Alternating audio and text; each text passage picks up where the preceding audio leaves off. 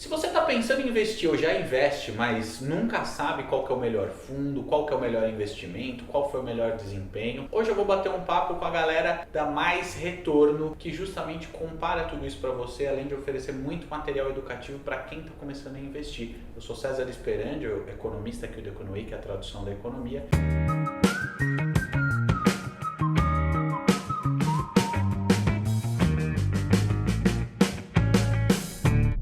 Começando mais um Fora da Caixa, o podcast aqui do Econoweek, que você também pode encontrar, além das plataformas de podcast, no nosso YouTube, LinkedIn, enfim, onde você quiser consumir esse conteúdo. E hoje eu vou falar com o Luiz Felipe e com o Felipe, os dois do Mais Retorno. Obrigado por receber aqui na casa de vocês, afinal eu não estou no meu estúdio, eu estou na casa deles, é um ambiente bem mais bonito do que lá em casa. Prazer, César. Prazer é todo meu. Cara, para começar, o que eu sei da Mais Retorno, que eu dei uma olhada, é que vocês comparam o desempenho de fundos e fazem mais coisa do que isso, eu tenho certeza. O que exatamente faz a Mais Retorno? Tá, assim, a Mais Retorno, na verdade, ela começou em 2017, né, março de 2017, a gente vai completar agora em 2020 os primeiros 3 anos, mas eu e os meus outros 2 sócios, além do Luiz, né, que é o Lucas e o Danilo, a gente já trabalha juntos há quase uma década, né? Uhum. E bem nessa parte de mercado financeiro mesmo, né? A gente já teve outra fintech lá atrás, chamava Bolsa Financeira, o pessoal nem fala. Nem existe mais? Não existe mais, né? Mas na época o pessoal nem existia esse nome de fintech, né? Era tudo startup mesmo. Que já é um nome bonito, né? Exatamente. E na época o nosso foco era uma plataforma de encontrar estratégias, né? Setups de análise gráfica na Bolsa, né? Uhum. Então você tinha lá, na época, acho que quase 400 empresas, né? Cerca de 600 ações, acho, negociadas na Bolsa. E às vezes você queria lá um cruzamento de média móvel, que é um tipo de estratégia possível de ações, né? E aí você imagina olhar uma por uma de 600 ações para achar onde está dando o cruzamento que você quer. Então o nosso sistema lá, você configurava, eu quero um cruzamento dessa média com essa. E apertava o botão, boom, ele já filtrava para você, essa e essa estamos no compra. Né?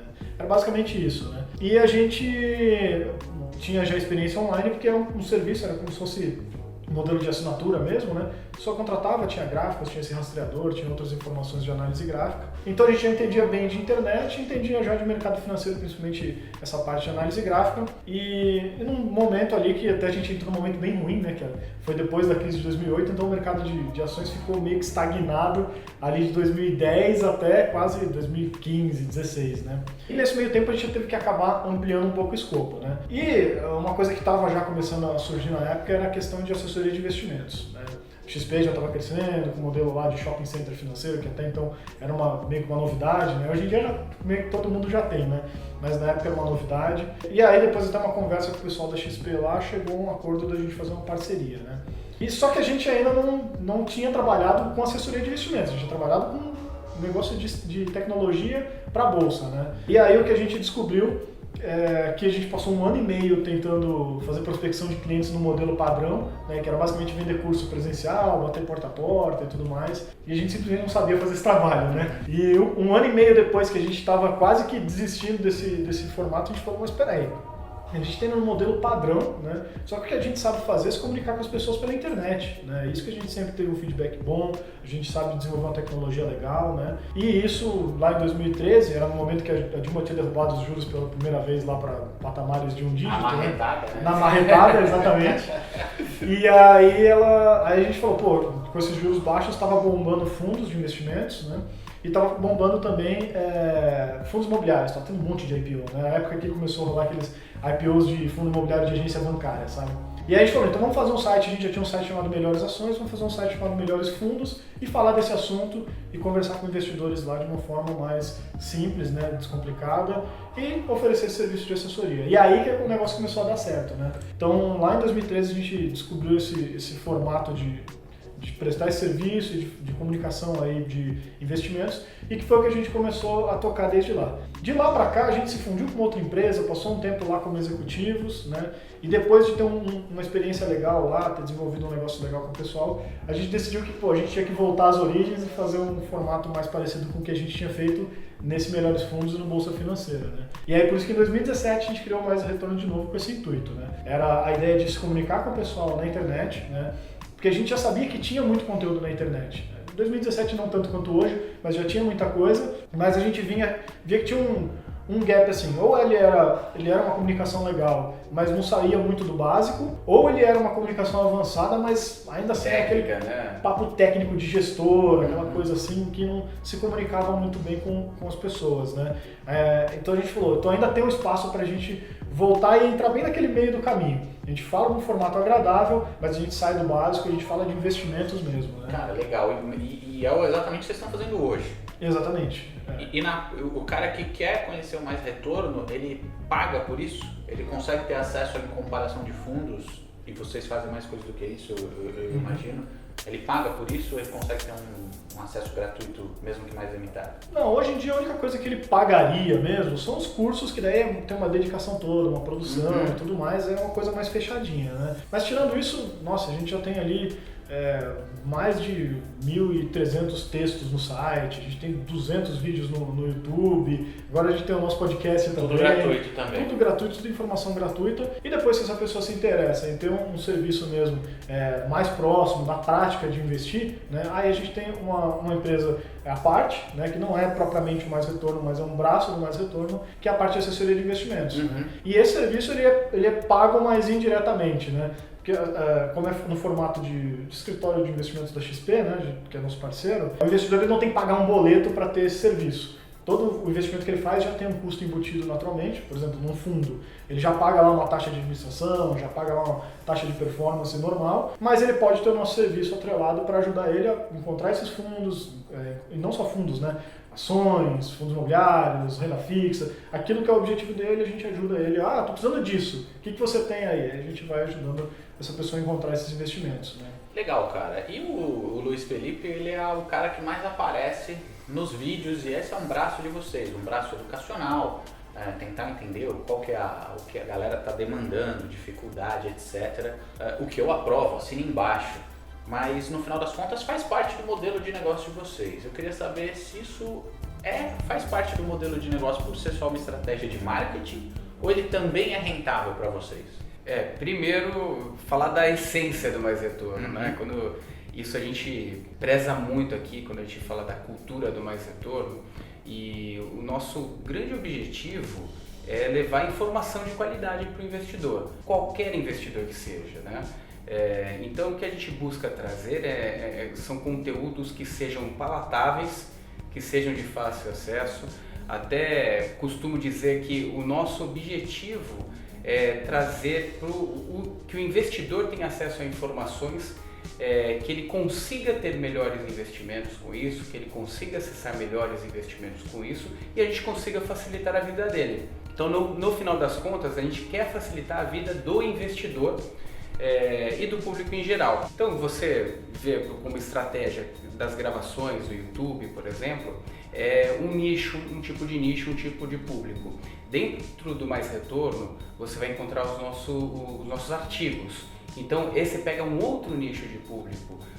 Dentro do Mais Retorno também.com você vai encontrar o nosso glossário para quem quer algo mais técnico, inclusive pessoas que fazem teses, dissertações de mestrado, doutorado, acessam o Mais Retorno para procurar e inclusive dedicam parte a dedicatória, a referência, elas referenciam o Mais Retorno.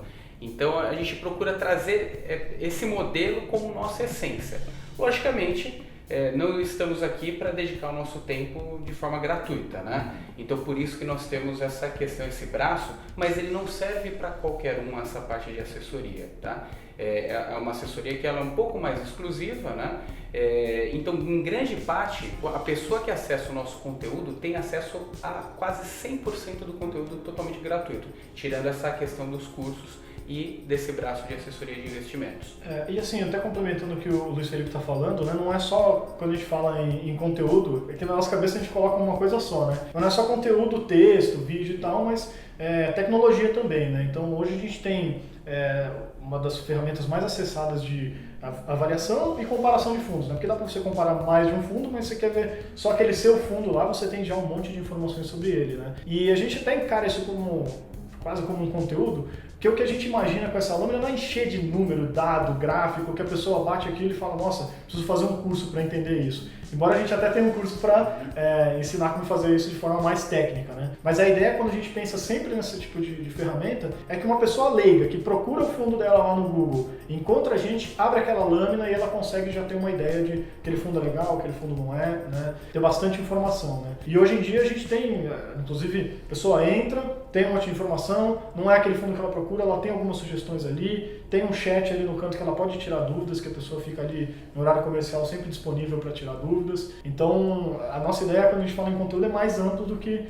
só o conteúdo texto ou em vídeo, mas também a parte tecnológica. Muito legal. Agora, é claro que a ferramenta de vocês se propõe a dar muito mais instrumentos, elucidar muito os fundos, opções de investimentos, etc., para o cara tomar a decisão sozinho. Mas olhando toda a experiência que vocês adquiriram de mercado financeiro, do Mais Retorno, das fintechs que vocês tiveram e hoje já nem existem mais, todas foram ligadas a investimento, que tipo de estratégia de investimento dá certo? Olhando para o investidor, pessoa física, que acaba chegando mais em vocês, que eu imagino, que é o maior público, e olhando para a estratégia dos fundos, aqueles que dão muito certo com consistência, não é aquele cara que é on-off, que dá certo uma vez e aí faz aquela propaganda daquele retorno e depois não repete nunca mais aquilo. O que é que dá certo nos investimentos? Eu acho que assim, uma coisa que parece até meio banal da gente dizer, que assim, já vem esse papo de novo, né? Eu acho que a pessoa entendeu o que é o investimento para ela, né? Porque a gente recebe muita pergunta de qual que é o melhor investimento. Não tem, se alguém responde isso, a galera quer saber qual é o próximo Magazine Luiza. Exatamente. Como construir uma carteira balanceada. E as coisas mastigadas ali, né? Me fala que eu coloco. Então meio que se você quer, o melhor investimento é tal coisa. Mentira, porque depende de cada pessoa. Se a pessoa fala, não, o melhor investimento que eu vou resgatar daqui a 6 meses e eu falo, põe em ações, é uma loucura, né? Então depende muito do que a pessoa está procurando. Então, apesar que vai ser básico, meio assim, né? É muito importante essa coisa, né? E o segundo ponto que a gente bate bastante ali no Mais Retorno é que a gente foca sempre em ter uma diversificação e uma diversificação bem feita, pensamento estratégico. E não simplesmente, às vezes eu vejo o pessoal publicando também, olha aqui minha carteira de fundo imobiliário, a pessoa tem 20 fundos imobiliários.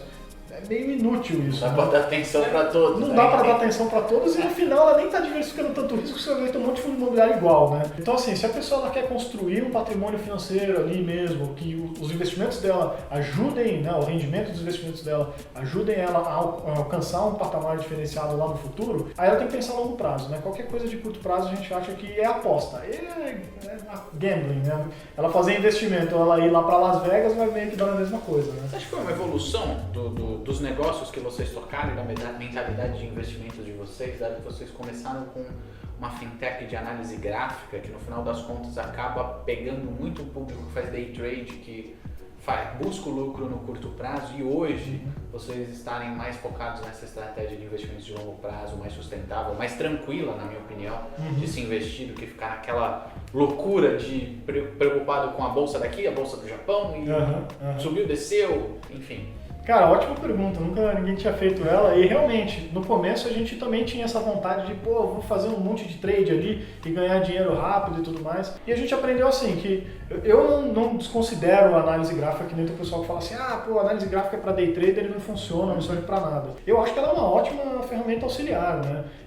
Eu acho que vale a pena você entender como é que está o histórico daquela empresa, nos preços, assim como nos fundamentos, né? Agora, fazer operações de curtíssimo prazo, eu não vou nem dizer que é impossível ganhar dinheiro, porque tem gente que ganha, né? E principalmente player institucional. Mas para a pessoa física comum, aquela pessoa que trabalha o dia inteiro, que vai comprar uma ação ali no final do dia, é muito, muito difícil dar certo. Geralmente, na experiência que a gente teve, a maioria das pessoas perdem dinheiro tentando fazer isso, né? Então, claro, de novo, tem as exceções, mas são as exceções das exceções. É o menos do que 1% do pessoal que consegue ganhar dinheiro dessa forma. Então, assim, não descarto a análise técnica, não acho que ela é inútil ou que ela não funciona, né? Mas eu acho que ela é mais uma ferramenta auxiliar do que a ferramenta para você tomar decisão sozinho. Eu gosto muito dessa linha de pensamento e eu não sou fã de análise técnica se olhado dessa maneira.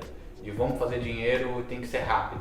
Mas eu acho que a análise fundamentalista, aquela que você conhece os fundamentos da empresa, sabe que além de observar os números, se ela está sendo bem gerida, olhar os gestores, etc.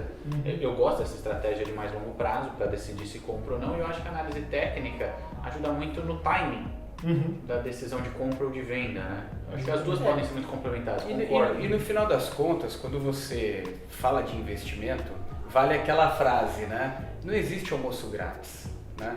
Então, normalmente quando você coloca algo como objetivo, né? Primeiro ponto, você entender se aquilo lá é factível, né? Se a expectativa do mercado é factível. Por exemplo, não vamos nos iludir. Estamos numa taxa de juros hoje a 5%, talvez quando sair o podcast tenha caído um pouco para 4,5%, mas vamos usar a referência de hoje, 5%. Esse é o valor do dinheiro. Você coloca numa LFT, te paga 5%. Primeiro, você não tem que abrir mão dos 5% para ganhar menos em alguma outra estratégia que faça o mesmo sentido. Posso fixar no CDB de um banco 80% de CDI, faz sentido nenhum. 98% de CDI, faz sentido nenhum. Coloca o seu dinheiro numa LFT, Letra Financeira do Tesouro. Fora desse contexto, entenda, quer ganhar mais do que 5% ao ano? Você vai ter que colocar um pé no risco. Não tem jeito, você tem que sair daquela cabeça de rentista, que eu ganhava 1% ao mês numa renda fixa, sentava, comia pipoca e via Netflix, já tinha Netflix nessa época, com 1% ao mês, você come pipoca, ganha 1% ao mês, tá tudo bem. E desculpa te interromper seu raciocínio, mas é legal falar isso porque a exposição ao risco não necessariamente tem que ter uma conotação negativa. Se a galera se prepara para isso, e preparar não exige uma graduação, uma pós-graduação, correr atrás de conhecimento, como no Economic, no Mais Retorno e outras pessoas que se propõem, esse risco é algo positivo. Sem dúvida, porque sem problema, porque daí a gente vê, vamos lá, eu tenho um objetivo, uma estratégia que 5% não faz muito sentido. Se a gente considerar uma inflação que fique ali nos 3,5%, 4%, vamos colocar, um ganho real de 1% ao ano é um ganho real muito diferente do que a gente já viveu aqui no Brasil. Então, necessariamente, você tem que começar a pensar fora dessa caixinha de conservadorismo, dinheiro que eu tenha alta liquidez, baixo risco e altos ganhos, isso aí já passou. Então, necessariamente, eu vou ter que mexer no meu portfólio. Mexendo no meu portfólio, entra a questão que o Felipe falou aqui, diversifique. Por quê? A gente não sabe o dia de amanhã. Estamos no Brasil. O Brasil, né, o ministro, eu não lembro qual ministro falou, que até o passado é incerto. Né? Até o passado é incerto no Brasil. Então, toma cuidado na hora de colocar, mas não deixe de olhar para isso, porque senão você pode perder dinheiro ao longo do tempo, no momento atual que nós estamos vivendo. Então faz bem sim correr risco, faz bem sim, se tratando de uma estratégia que faz sentido para os seus objetivos, olhar fora dessa caixinha, olhar os tipos de estude, né? Vê se faz sentido para você análise técnica, vê se faz sentido para você análise fundamentalista, se for algo de prazo mais longo, olhe bastante os fundamentos da empresa, que é aquilo, o CEO da empresa junto com a parte executiva da empresa estão pensando no que para liderar aquele time, para fazer uma produção do que. Aquilo lá vai fazer sentido daqui 5, 10 anos? Se vai fazer sentido, aposta naquilo. No final você está se tornando sócio daquilo. Exatamente, porque você sai do rentista e passa a investir no mercado produtivo. Você tem que ir para a linha de produção, ser sócio de alguém ou ser credor de alguém, né? Exatamente. Agora, uma coisa que eu queria complementar até com o que você falou sobre a pessoa estudar, né? E uma coisa que a gente tenta, sempre no Mais Retorno, é tentar ser um pouco mais prático, né? Como é que a pessoa vai aplicar isso no dia a dia? Porque às vezes fica muito na teoria e as pessoas tentam colocar umas ideias que não se aplicam muito na vida real da maioria das pessoas. E assim, uma coisa que, pegando aqui como exemplo, né? Aquele negócio de finanças pessoais de que se você corta lá o cafezinho todo dia, em um ano você tem tanto, em 30 anos você está aposentado por causa do cafezinho. Só que na prática do dia a dia não é bem isso, a pessoa não vai economizar lá o 4, 5 reais do cafezinho, eventualmente vai gastar em outra coisa e não vai ficar milionária com o cafezinho, né? Então, trazendo isso para o mundo dos investimentos, eu vejo às vezes, principalmente o pessoal que é mais já avançado, aquele pessoal mais... não sei se pode usar termos aqui um pouco... Pode usar qualquer coisa? Tá. É o que a gente chama dos caras taradões de mercado, sabe? Eu pensei que vinha algo muito pior.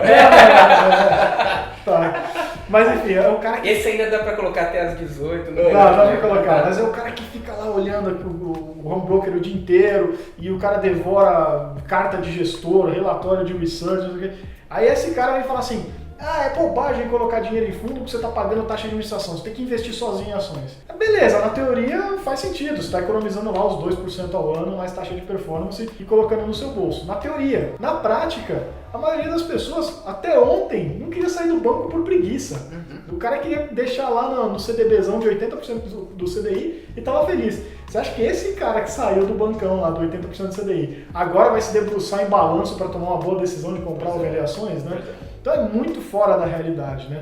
Então é por isso que a gente acaba gostando tanto de fundos, né? Porque a gente acha que assim, é importante que nem vocês colocaram, as pessoas começarem a tomar um pouco de risco. Se ela quiser um retorno a mais, além aí da renda fixa, ainda mais agora que os nossos juros reais estão tão pequenininhos, né? Se a pessoa toma um pouquinho mais de custo, pega um pouquinho abaixo daí, já está arriscado às vezes a perder da inflação, né? Então tem que tomar um pouquinho mais de risco. Mas se a pessoa realmente não tem tempo para, estudar bastante, e segundo, se dedicar, depois de estudar mais, para acompanhar as empresas, fazer uma boa decisão ali, é melhor ela colocar na mão de um gestor competente. Que não só o gestor ali tem anos de experiência e comprovação prática, porque você vê lá a cotização, não tem como enganar, né? Mas ele também tem um time inteiro de pessoas ali trabalhando para tentar buscar o melhor resultado. Então aí nessa questão eu queria só complementar isso, né? Que na vida real, às vezes não funciona muito bem como na teoria, né? Não, e olha que interessante, a gente olhando termos práticos disso. Imagina aquela pessoa que tem 100 mil reais no banco, paga a taxa de conta de 100 reais por mês, coloca num CDB a 100% do CDI, o custo pega o ganho, tira o custo, ele não ganha da inflação hoje. Então, tem que se pensar mesmo. E outra, não é aquele papo de, além de ter que se pensar, isso não é restrito a quem tem muito dinheiro. Exato. Você pode ter muito dinheiro e perder dinheiro. Com certeza. Eu coloquei 100 mil reais que fica mais fácil de fazer a conta, Sim, né? Mas pode ser 10 mil reais, pode ser o que for. Exato, Zero. porque tem ainda, apesar de a gente estar evoluindo muito nesse raciocínio no Brasil, de o quanto é importante fazer um planejamento financeiro, investir, etc., ainda tem uma crença, e é uma crença limitante mesmo, de que só ganha dinheiro quem tem muito dinheiro. Não é por aí, né? Não é mesmo, não é mesmo. E que nem você falou, tem muita gente com muito dinheiro que faz investimento errado e perde dinheiro em bobagem, Eu né? sou economista, eu cansei de ver economista endividado. E caindo em pirâmide, e fazendo um monte de coisa aí que você não acredita, né? Então, ter dinheiro não é garantia nenhuma de que a pessoa vai ganhar mais dinheiro. Pelo contrário, tem umas pessoas que é inacreditável como perdem dinheiro à toa, né? E também não é porque a pessoa tem pouco dinheiro também que hoje em dia ela tem pouco dinheiro, então tem que deixar na poupança. Tem um monte de fundo excelente, falando de fundos, por exemplo, né? Que tem aporte mínimo de 100 reais, 1.000 reais, né? Então, tá hoje em dia muito mais acessível o mercado financeiro para as pessoas. E a pessoa ela tem que ser merecedora, porque não adianta nada a pessoa ser coadjuvante da vida e não protagonista da vida, reclamar que não consegue investir dinheiro, quando olha lá tem o custo do cartão de crédito, tem o custo da conta corrente, sendo que tem um monte de fintech, um monte de banco, isenção de qualquer taxa, cartão isento para lá e para cá, tem corretoras hoje que você não paga uma taxa sequer para você ter a conta lá, muitas corretoras zerando, inclusive corretagem, quer dizer, você tem alternativas. E informação também, né? Tem o azeitona, tem economia. Exato. Informação de sobra, né? Informação de sobra. Então, realmente você também tem que merecer, você tem que ser protagonista daquilo que você quer ser no futuro. Então não adianta você ser displicente agora. Seja protagonista para que você tenha o acúmulo de patrimônio suficiente para que você tenha uma vida saudável lá na frente também. Mindset legal. Agora, encerrando o papo de investimento financeiro, investimento em coisas reais, digamos assim. Qual foi o maior desafio de empreender para vocês, inclusive numa fintech? A gente sabe das dificuldades do Brasil, do quão caro é lidar com tecnologia por aqui, e tem uma cacetada de fintech surgindo, uma que é muito parecida com vocês, que é do meu amigo Bernardo, que é a Yummy. A gente já gravou com ele. Gravamos com ele já. Ele é sensacional. Uma figura. Quais foram as dificuldades que vocês tiveram e o que vocês fizeram para vencer? Olha, cara, eu acho que a maior dificuldade, assim, até você colocou que tem bastante fintech hoje no Brasil, eu acho que tem, mas não ainda na parte de investimentos. Tem já, claro, algumas fintechs na parte de investimentos, mas acho que tem bastante espaço para evoluir ainda. Agora, outros segmentos de fintechs, meios de pagamento, bancos digitais, sei lá, talvez até, acho que a parte de seguros ainda também talvez tenha um pouco de espaço, né? Mas tem algumas que realmente estão uma guerra, tá tomado já, né? Mas a parte de investimentos eu acho que tem espaço. Por outro lado, quando a gente está falando de investimentos, a gente está querendo brigar justamente com os maiores players que tem aí, né? Então a gente aqui tem que saber se virar com um time pequeno, um orçamento também bem pequenininho, enxuto, e brigar com players, com bancões aí que tem lucro bilionário, então é um orçamento praticamente infinito e a gente aqui pequenininho tem que fazer alguma coisa para conseguir brigar com eles. Não dá para bater de frente com eles em termos de custo, independente de que aporte que a gente receba, né? Então eu colocaria mais nesse sentido. Não sei. Até complementando essa questão, que esse realmente é o principal desafio de uma fintech, dados os desafios gerais que para todo empreendedor no Brasil, que são os custos, a burocracia, etc. Vamos considerar que isso todo mundo tem. Isso todo mundo tem, tá no mesmo nível para todo mundo. Mas entendendo que a gente briga com caras grandes no mercado, a gente tem que fazer fora da caixinha, pensar fora da caixinha. Não dá pra gente fazer a mesma coisa. Aliás, você tá no quadro fora da caixa do Aí, tá. Então estamos no quadro certo.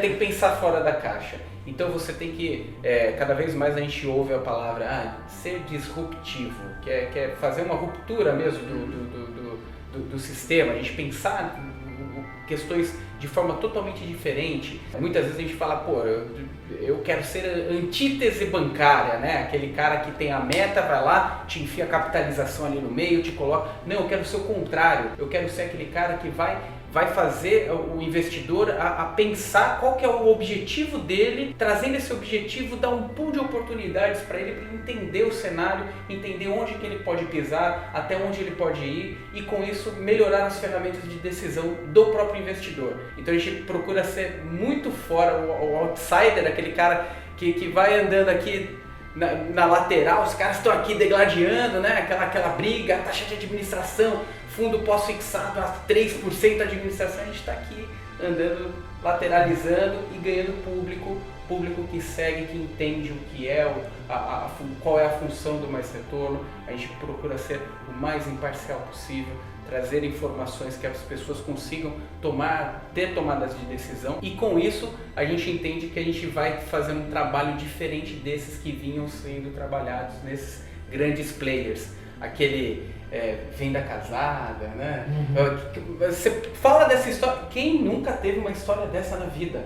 É muito difícil. Você já operou com um bancão? Alguma vez na vida você já ouviu a história da venda casada? Cara, tem aqui, tem esse cartão, mas tem esse seguro, faz isso aqui, faz isso aqui. Quer dizer, cara, não é buscando a vontade do investidor, a vontade daquele cliente, né? Entendendo quais são os objetivos, pelo contrário, pensando muito na lucratividade, e a gente tem que pensar fora desse contexto. Cara, eu acho que a gente teve um bate-papo bem construtivo hoje aqui. Eu acho que o pessoal que está assistindo, nossos seguidores ou não, se você ainda não é, se inscreva. Curtiu esse bate-papo? Eu mesmo gostei bastante. Se a galera que segue o EconoWeek quiser também conhecer o trabalho de vocês no Mais Retorno, qual que é a melhor forma de encontrar? Pode encontrar a gente se estiver assistindo no YouTube, a gente tem o nosso canal no YouTube também, Mais Retorno.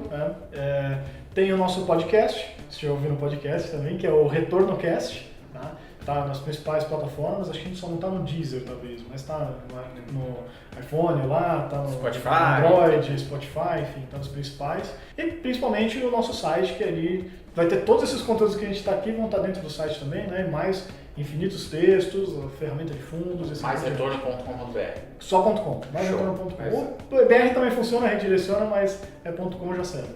Legal. Mas acessando lá agora, vocês vão ver a atualização da nossa lâmina de fundos de investimento.